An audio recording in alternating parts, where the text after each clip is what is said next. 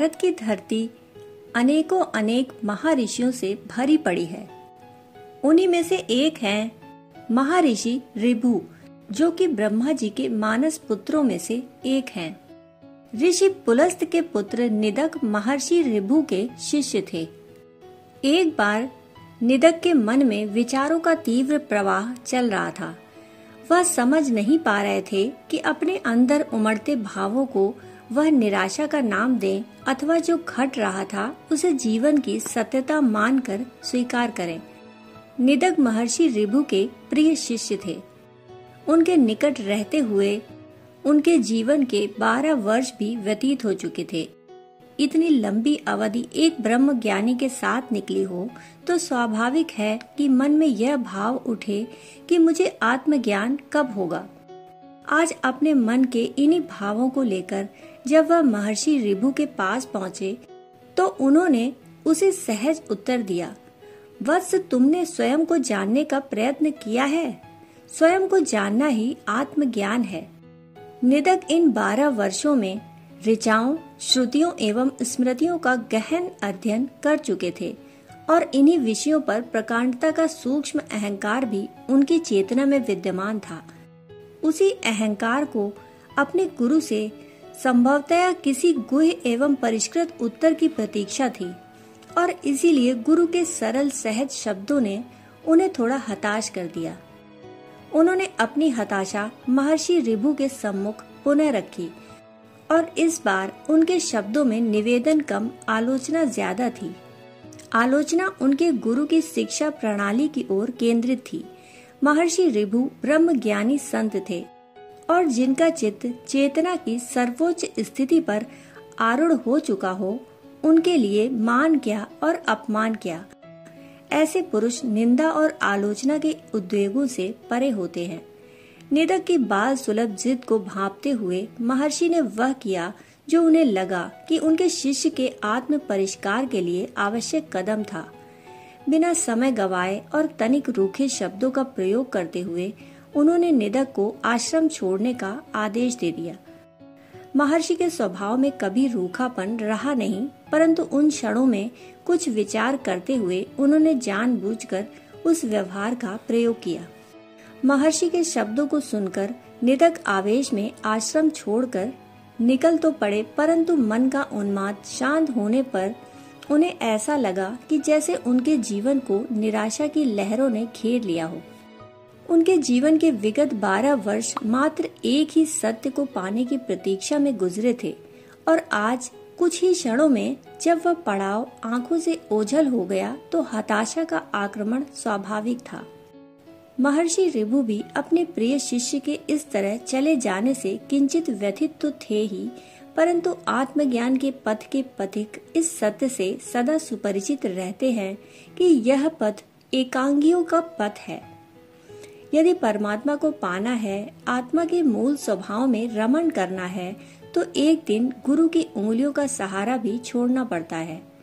बच्चे को चलना सिखाते समय कई बार माता पिता उसका सहारा छोड़ देते हैं, जिससे वह गिरकर चोटिल भी होता है, पर उनका उद्देश्य बालक का विकास है, प्रताड़ना नहीं। कुछ ऐसा ही भाव महर्षि ऋभु के मन में भी था, जो उन्होंने जानबूझकर निदक को आश्रम से जाने को कहा। धीरे धीरे इस घटना को घटे बहुत समय हो गया। निदक भी अपने गुरु को भूलने सा लगा, परंतु गुरु अपने शिष्य को कहाँ भूलते हैं। निदक की सीमित दृष्टि से उसे दूर का भी न दिखाई पड़ा, परंतु महर्षि ने तो जैसे आज के दिन का चयन निदक के परिष्कार के लिए ही तय किया था। महर्षि के आश्रम से निकलने के उपरांत निदक ने प्राप्त ज्ञान के आधार पर पुरोहित के रूप में कार्य करना आरंभ कर दिया। ज्ञान की उसके पास कमी न थी, सो जीविका मिलने में देर न लगी। गुरु का संरक्षण न हो और साधनोचित वातावरण न मिले तो माया की लहरें कब पथ से दूर ले जाती हैं, पता भी नहीं चलता। किसी समय आत्मज्ञान को जीवन का ध्येय मानने वाला निदक आज थोड़े से धन के लिए घर घर घूमकर कर्म कांड कराता फिर रहा था। आज किसी ने उससे कह दिया कि नगर के मुख्य मार्ग से राजा की सवारी निकलने वाली है और इसी भाव के साथ कि यदि राजा उसे देख ले तो संभवतः उसे राज पुरोहित का पद मिल जाए। निदक भी मुख्य मार्ग के किनारे आकर खड़ा हो गया। निदक की दृष्टि इतनी लालसा के साथ राजा की सवारी को देखने के लिए लगी थी कि उसे भान ही न हुआ कि कब बदले हुए वेश में महर्षि ऋभु उसके समीप आकर खड़े हो गए। राजा की सवारी समीप आती जा रही थी और निदक का आकर्षण भी उस ओर गहन होता जा रहा था। इसी समय ग्रामीण के वेश में समीप खड़े महर्षि ऋभु के प्रश्न ने उसे चौंका दिया। महर्षि ने निदक से पूछा, बंधु इतने ध्यान से क्या देख रहे हो? निदक ने बेरुखी से उत्तर दिया, दिखाई नहीं पड़ता, मैं राजा की सवारी देख रहा हूँ। महर्षि ऋभु तो आज निदक को उसकी बेहोशी से जगाने का प्रण लेकर ही आए थे। उन्होंने पुनः प्रश्न किया, राजा कहाँ है? मुझे तो नहीं दिखाई पड़ता। निदक ने कठोरता से जवाब दिया, अरे वो हाथी पर कौन बैठा है, तुम्हें दिखाई नहीं पड़ता? महर्षि ऋभु ने पुनः प्रश्न किया, उन दोनों में से राजा कौन सा है? यह सुनकर निदक को क्रोध आ गया और वह क्रोध में बोला, अरे तुम अंधे हो क्या? देखते नहीं जो व्यक्ति ऊपर बैठा है वह राजा है और उसके नीचे जो जानवर है वह हाथी है।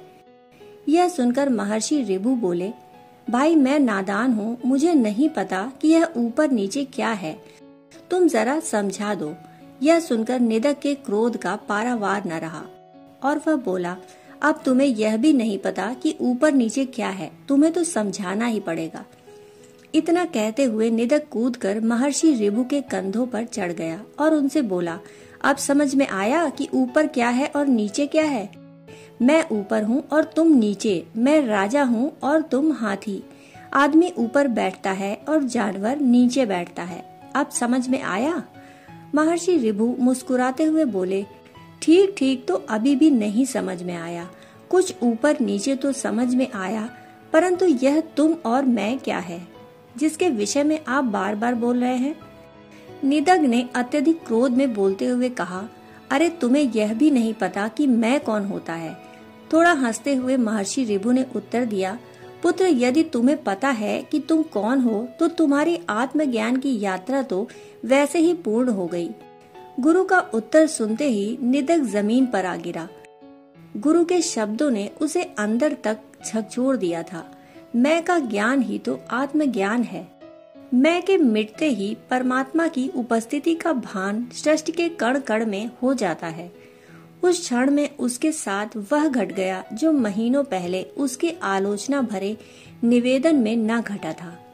वेश बदले हुए गुरु का सच्चा स्वरूप भी उसके सामने आ गया था और अपनी अंतर यात्रा का पथ स्पष्ट हो गया था। उसकी चेतना उसे बार बार चेताते हुए कह रही थी कि मैं का मिटना ही आत्मज्ञान है। जब तक मैं और तू का भेद है तब तक ज्ञान की सीमाएं हैं और ये भेद मिटते ही ज्ञान बोध में बदल जाता है, जिसका आधार आत्मज्ञान की अनुभूति से तैयार होता है।